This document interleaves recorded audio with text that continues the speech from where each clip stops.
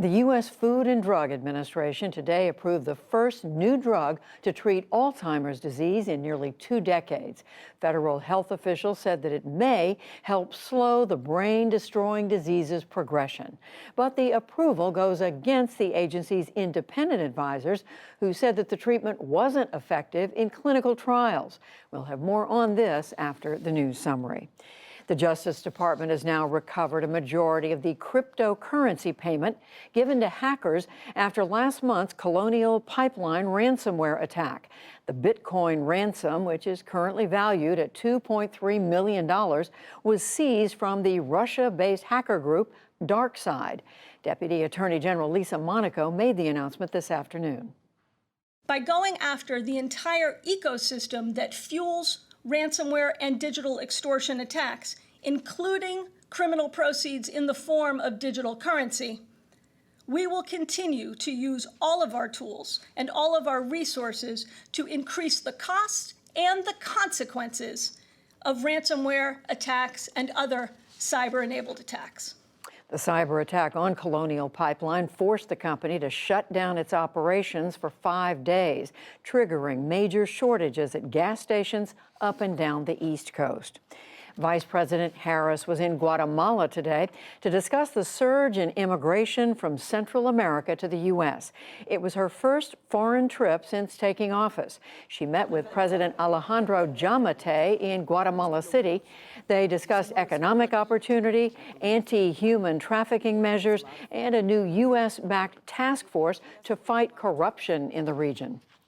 There are many reasons why this is one of our highest priorities, which I think the people of Guatemala know well, and the people of the United States understand well. If we are to be effective, if we are to be true to our principles, we must root out corruption wherever it exists. The Vice President will meet with the President of Mexico tomorrow. Back in this country, the U.S. Supreme Court unanimously ruled that people who immigrated illegally to the U.S. for humanitarian reasons are ineligible to apply for a green card to become permanent residents. The court also decided not to take up a case to determine if the U.S. military draft discriminates against men, in that only men are required to register when they turn 18. In southern Pakistan, at least 51 people died and more than 100 others were injured after a pre-dawn collision between 2 express trains. One of the trains derailed in the city of Ghatki shortly before the second train crashed into it. Rescue crews rushed to find survivors trapped in the wreckage. Investigators are still trying to determine the cause. The death toll from a jihadi extremist attack in a village in northern Burkina Faso Friday night has now risen to at least 132 people. Insurgents burned down homes and the local market while shooting at villagers. Many of the injured were taken to nearby hospitals to be treated for bullet wounds and burns. The regional governor called it a tragedy.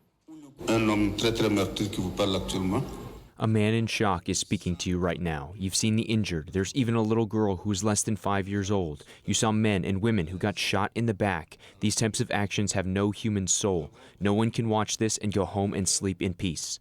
It was the deadliest attack on civilians the West African nation had seen in years. So far, there's been no claim of responsibility. India began a partial reopening today after new COVID-19 infections dropped to their lowest level in 2 months.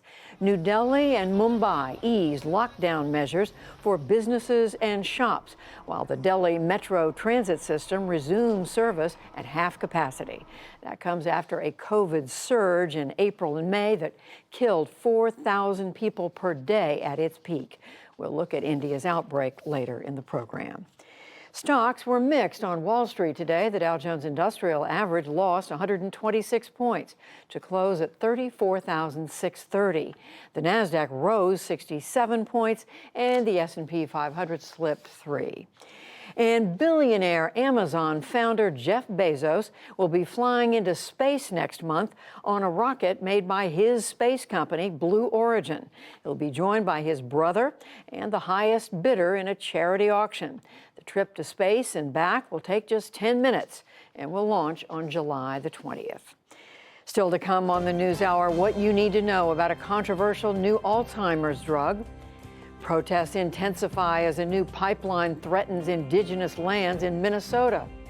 Members of the South Asian diaspora try to help loved ones amid the COVID surge, plus much more.